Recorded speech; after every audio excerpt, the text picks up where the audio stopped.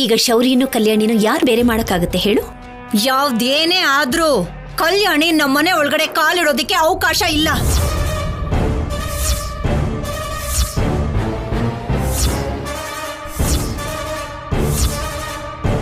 ಅವಳಿಂದಾಗಿ ನಾನು ಎಷ್ಟು ನರ್ಕ ಅನುಭವಿಸಿದೀನಿ ಅನ್ನೋದು ನಿಮ್ಗ್ಯಾರಿಗೂ ಗೊತ್ತಿಲ್ಲ. ಎಲ್ಲೇ ಆದ್ರೂ ಹೊಸ ಸೊಸೆ ಮನೆ ಕಾಲಿಟ್ರೆ ಆ ಮನೆಯಲ್ಲಿ ಕನಕ ವೃಕ್ಷ ಆಗ್ಬೇಕು.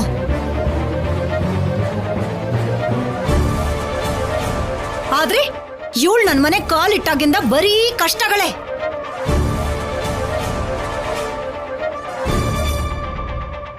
ಅದೇ ನಾನಲ್ದೆ ಬೇರೆ ಯಾರಾದ್ರೂ ಅಲ್ಪ ಪ್ರಾಣದವ್ರಾಗಿದ್ದಿದ್ರೆ ಯಾವತ್ತೋ ಶಿವನ್ ಪಾದ ಸೇರ್ಕೊಂಡಿರೋರು.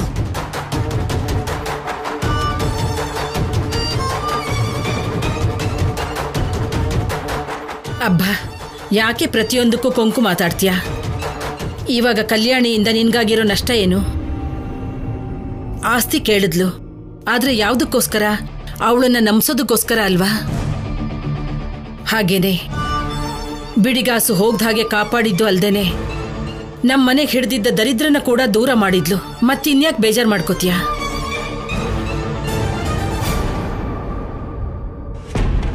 ನೋಡು, ದೇವ್ರು ಬಾಯಿ ಕೊಟ್ಟಿದ್ದಾನೆ ಅಂತ ನಿನ್ಗಿಷ್ಟ ಬಂದ ಹಾಗೆ ಮಾತಾಡೋದು, ಯಾವುದು ಬೇಕೋ ಅದು ಮಾತಾಡೋದು ಅಲ್ಲ. ನೀನು, ನಾನು, ನಾವು ಯಾರಾದ್ರೂ ಸರಿ.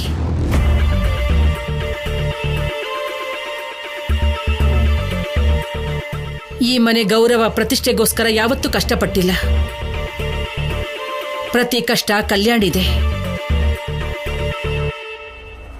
ಕೋರ್ಟಲ್ಲಿ ಅಪರಾಧಿಗಳಾಗಿ ಎಲ್ಲಿ ಜೈಲಿಗೆ ಹೋಗ್ತೀವೋ, ನಮ್ಮನೆ ಮಾನ ಮರ್ಯಾದೆ ಎಲ್ಲಿ ಹಾಳಾಗುತ್ತೋ ಅಂತ ಅವಳು ನರ್ಕ ಅನುಭವಿಸಿದ್ಲು. ಆ ಕಿಲಾಡಿನ ಹೊರಗಡೆ ಕಳಿಸಿ ನಿನ್ ಸೊಸೆಯಾಗಿ ಕಲ್ಯಾಣಿ ಉಳ್ಕೊಂಡ್ಲು. ಈಗ ನೀನು ಅವಳನ್ನ ಸೊಸೆ ಅಲ್ಲ ಅಂತ ಅಂದ್ರೆ ನಾನ್ ನೋಡ್ತಾ ಸುಮ್ನಿರ್ತೀನಿ ಅನ್ಕೋತಿದ್ಯಾ?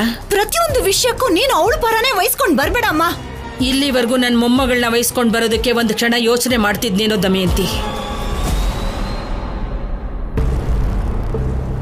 ಆದ್ರೆ ಇವಾಗ ಮಾತ್ರ ಅವಳಿಗೇನಾದ್ರೂ ಅಂದ್ರೆ ನಾನ್ ಕೂಡ ನಿನ್ ದಾರಿಯಲ್ಲೇ ಬರ್ಬೇಕಾಗತ್ತೆ. ಹುಷಾರು.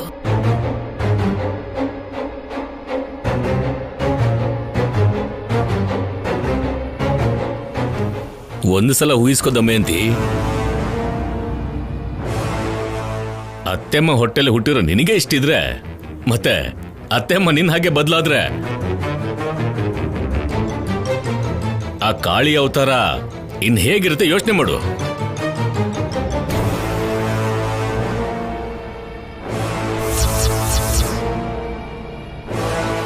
ಇನ್ ಮುಂದೆ ಮನೆ ಮೇಲೆ, ಶೌರ್ಯನ ಮೇಲೆ, ಮಗು ಮೇಲೆ ನನ್ನ ಮೊಮ್ಮಗಳಿಗೆ ಸರ್ವ ಹಕ್ಕುಗಳು ಇರುತ್ತೆ.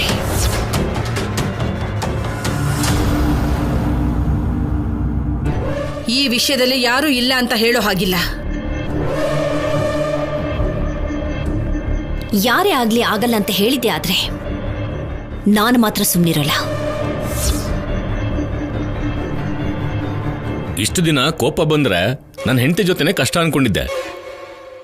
ಇವತ್ತು ನೋಡ್ದೆ ಅನುಪಮ ಕೋಪ ಬಂದ್ರೆ ಹೇಗಿರುತ್ತೆ ಅಂತ. ಹೌದಪ್ಪ, ಅನುಪಮ ಅಮ್ಮ ಕೋಪ ಬಂದ್ರೆ ಹೇಗಿರುತ್ತೆ ಅಂತ ನೋಡ್ಬೇಕು ಅನ್ಕೊಂಡಿದ್ದೆ. ಇವತ್ತು ಆ ಆಸೆನೂ ಈಡೇರ್ತು. ಏನು ನೀನು ನಿಮ್ಮಪ್ಪನ ಮಾತನ್ ಮಾತ್ರ ಕೇಳೋದಾ? ನನ್ನ ಮಾತನ್ ಕೇಳೋದೇ ಇಲ್ವಾ? ಅವಳು ನಮ್ಮ ಮನೆಗೆ ಬರೋದು ಬೇಡ ಅಂತ ಹೇಳಿದ್ರೆ ನಿಮ್ಮಪ್ಪ ನೋಡು ಏನ್ ಹೇಳ್ತಿದ್ದಾರೆ ಅಂತ.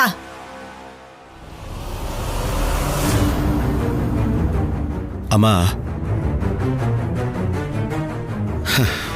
ಇಲ್ಲಿವರೆಗೂ ನನಗೂ ಕಲ್ಯಾಣಿಗೂ ಮದುವೆ ಆಗಿದೆ ಅನ್ನೋ ವಿಷಯ ಈ ಮನೆಯವ್ರಿಗೆ ಮಾತ್ರ ಗೊತ್ತು.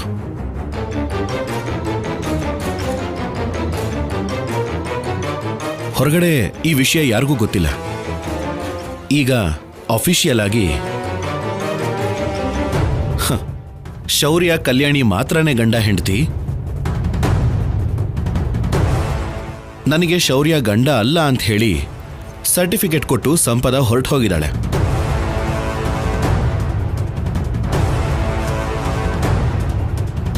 ಮತ್ತೆ ಕಲ್ಯಾಣಿ ನನ್ನ ಹೆಂಡತಿ ಅಲ್ಲ ಅಂತ ನೀನ್ ಹೇಗೆ ಹೇಳೋಕ್ ಸಾಧ್ಯನಮ್ಮ? ಹೇಳು.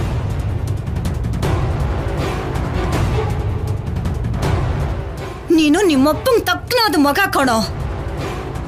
ಯಾವಾಗ ನೋಡಿದ್ರು ಹೆಂಡ್ತಿ ಹೆಂಡ್ತಿ ಅಂತ ಬೆಲ್ಲದ ಮೇಲಿರೋ ಇರುವೆ ತರ ತಿರುಗ್ತಾನೆ ಇರ್ತೀಯ. ಆ ಹೆಂಡ್ತಿ ಜೊತೆನೆ ಇದ್ಬಿಡು. ದಮಯಂತಿ ನಿಂತ್ಕೋ. ದಮಯಂತಿ, ಯಾವುದು ಏನೇ ಆಗಿರ್ಲಿ, ಇವತ್ತು ಈ ಮನೆಗೆ ತುಂಬಾನೇ ಒಳ್ಳೇದಾಗಿದೆ. ಅದು ಕೂಡ ನನ್ನ ಮಗಳಿಂದ ಒಳ್ಳೇದಾಗಿದೆ. ಯಾರು ಕೆಟ್ಟ ದೃಷ್ಟಿ ತಾಕಿತ್ತೋ ಏನೋ, ಮದುವೆ ಆದ ದಿವಸದಿಂದ ಇಬ್ರು ಕೂಡ ತುಂಬಾ ಕಷ್ಟಪಟ್ಬಿಟ್ರು. ಇನ್ನು ಮುಂದೆ ಯಾರ ಕೆಟ್ಟ ದೃಷ್ಟಿನೂ ನಿಮಗ್ ತಾಕಬಾರ್ದು, ಯಾವ ಕಷ್ಟಗಳು ಕೂಡ ನಿಮ್ಮಿಬ್ಬರಿಗೂ ಬರಬಾರ್ದು.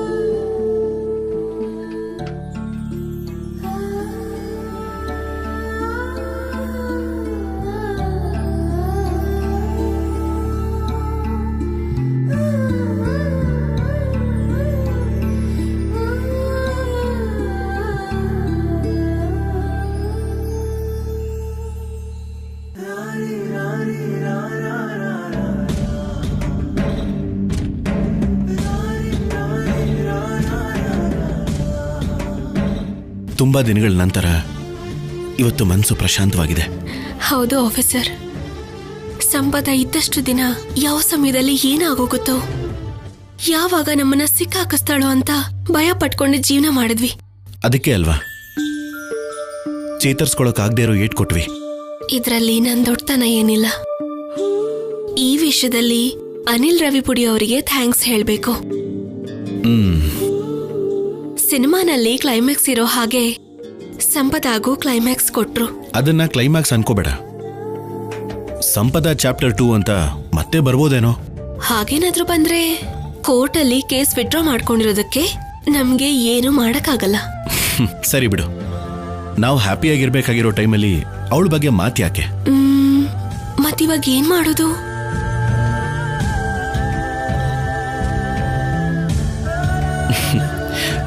ಬಚ್ಚಿಟ್ಕೊಂಡಿರೋ ಕನ್ಸುಗಳಿಗೆ ಇವತ್ತಿನ ರಾತ್ರಿನ ದಾನ ಮಾಡೋಣ. ಇವತ್ತಿಂದ ನಮ್ಗೆ ಎಲ್ಲ ಒಳ್ಳೆ ದಿನಗಳೇ. ಒಳ್ಳೆ ರಾತ್ರಿಗಳು ಕೂಡ.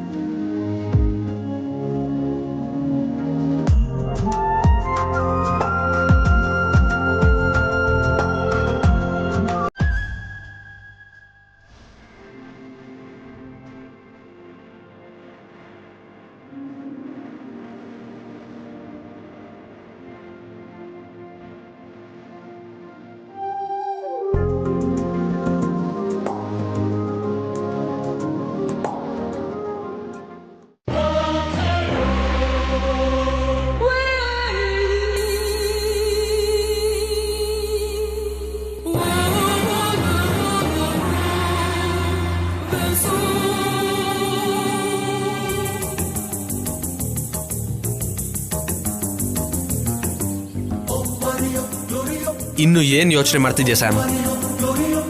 ನನ್ನ ನಂಬಿಸಿ ಮೋಸ ಮಾಡಿದ್ರು ಸಿದ್ದು. ನನ್ನ ಆಸೆನ ಅಡ್ಡ ಇಟ್ಕೊಂಡು ಚೇತರಿಸ್ಕೊಳಕ್ಕಾಗದೇ ಇರೋಷ್ಟು ಏಟ್ ಕೊಟ್ರು, ನನ್ನ ಅವಮಾನಿಸಿದ್ರು. ನಾನು ಹೀರೋಯಿನ್ ಆಗ್ತೀನಿ ಅಂತ ನನ್ನ ನಂಬಿಸಿ ಚೀಟ್ ಮಾಡಿದ್ರು. ನಾನು ಅವ್ರನ್ನ ಸುಮ್ಮನೆ ಬಿಡೋದಿಲ್ಲ, ಅವ್ರಿಗೊಂದು ಗತಿ ಕಾಣಿಸ್ತೀನಿ. ನೋಡ್ತೀಯ ಬಿಡು, ಅವ್ರ ಅಂತ್ಯ ನೋಡ್ತೀನಿ ಇವ್ರ ಅಂತ್ಯ ನೋಡ್ತೀನಿ ಅಂತ ನಮ್ಮ ಅಂತ್ಯ ಮಾಡ್ತಿದ್ಯಾ? ಹೌದಮ್ಮ ತಾಯಿ,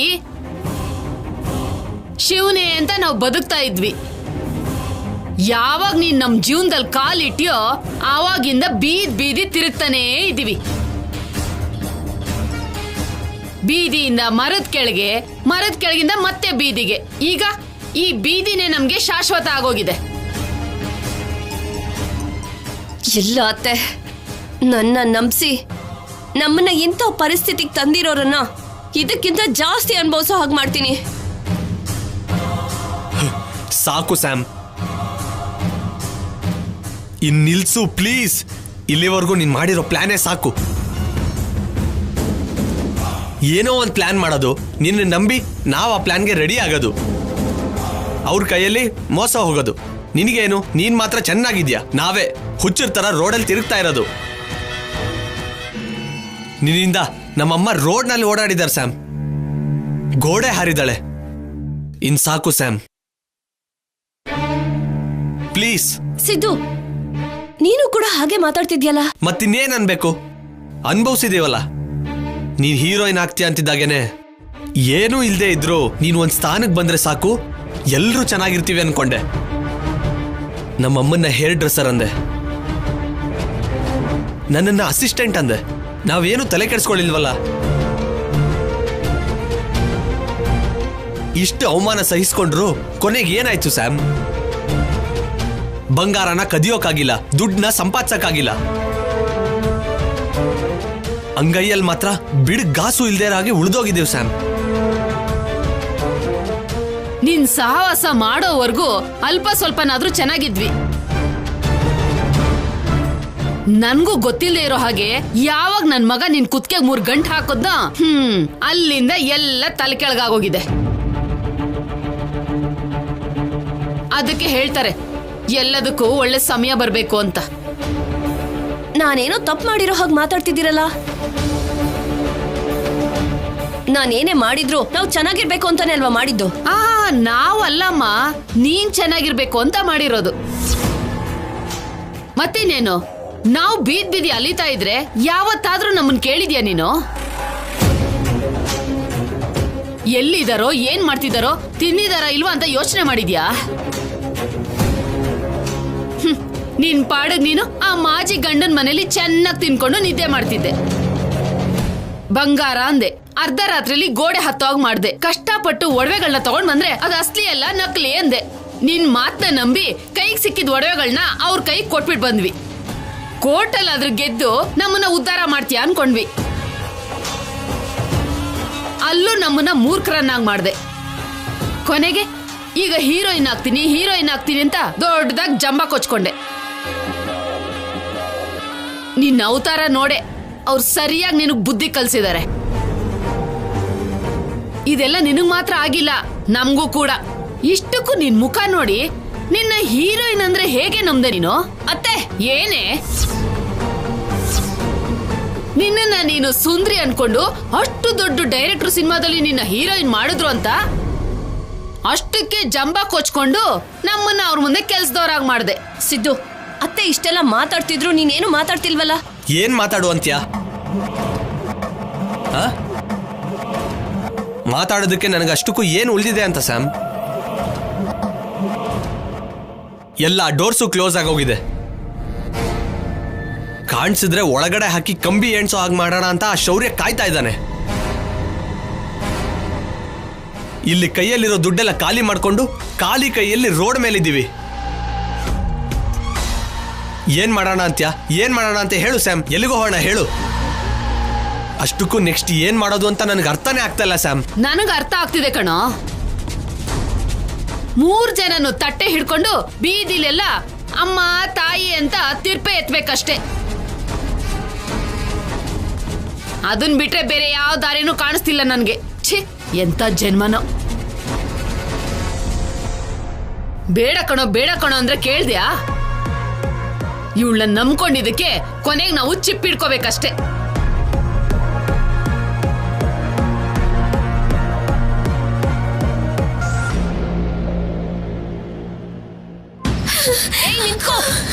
ನಿಂತ್ಕೋ. ನಿಂತ್ಕೊಳೆ. ನಿಂತ್ಕೋ.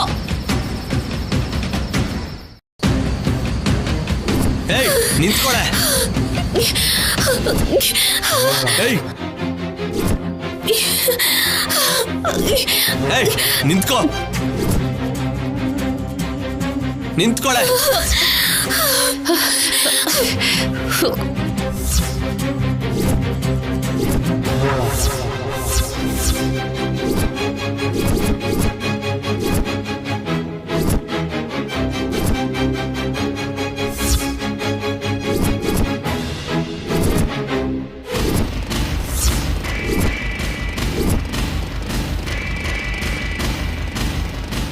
ಏನೇ ನಮ್ಗೆ ಮೋಸ ಮಾಡ್ತೀಯಾ?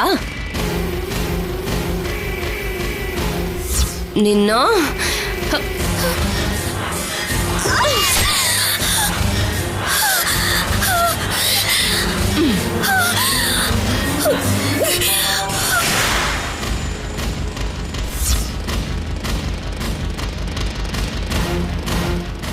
ಇವತ್ತು ಇವಳು ಸಾಯ್ಬೇಕು ಸ್ಯಾಮ್.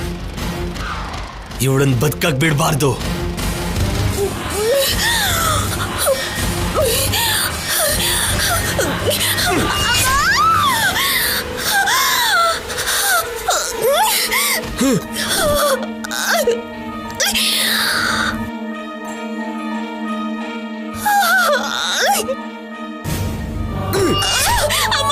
ಕಲ್ಯಾಣಿ ಕಲ್ಯಾಣಿ ಕಲ್ಯಾಣಿ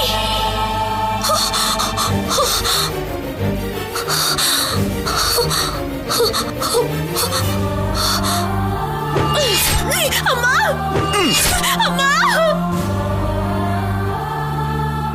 ಅಮ್ಮ ಅಮ್ಮ ಅನುಪಮ, ಅಮ್ಮ ಏನಾಯ್ತಮ್ಮ? ಕಲ್ಯಾಣಿ ಏನಾಯ್ತಮ್ಮ? ಯಾಕೆ ಕಿರ್ಚ್ಕೊಂಡೆ? ಏನ್ ಅನುಪಮ, ಏನಾಯ್ತಮ್ಮ? ಹ ಏನಾಯ್ತು? ಯಾಕೆ ಕಿರ್ಚ್ಕೊಂಡೆ? ಅನುಪಮ ಹೇಳಮ್ಮ, ಏನಾಯ್ತು? ಏನಾಯ್ತಮ್ಮ? ಏನಕ್ಕೆ ಹಾಕಿ ಕಿರ್ಚ್ಕೊಂಡೆ? ಯಾಕಮ್ಮ, ಏನಾದ್ರೂ ಕೆಟ್ಟ ಕನ್ಸ್ಕೊಂಡ್ಯಾ?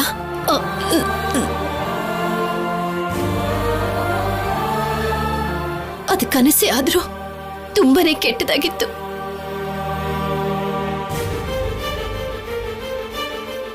ಆ ಸಿದ್ದು ಸಂಪದ ನಿನ್ನ ಮೇಲಿನ ಕೋಪದಲ್ಲಿ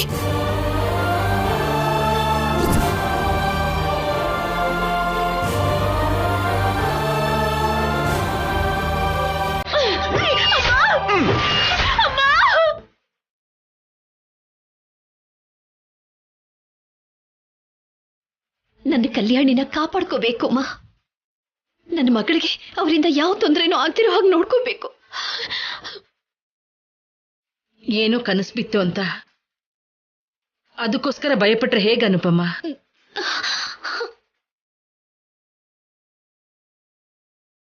ಅವನ ಬಗ್ಗೆ ತುಂಬಾ ಯೋಚನೆ ಮಾಡ್ತಿರ್ತೀಯಲ್ಲ, ಅದಕ್ಕೆ ಅವ್ರ ಕನ್ಸಲ್ ಬಂದಿರ್ತಾರೆ ಬಿಡಮ್ಮ. ಬೀಳೋ ಕನ್ಸೆಲ್ಲ ನಿಜ ಆಗುತ್ತೆ ಅನ್ಕೊಂಡಿದ್ಯಾ?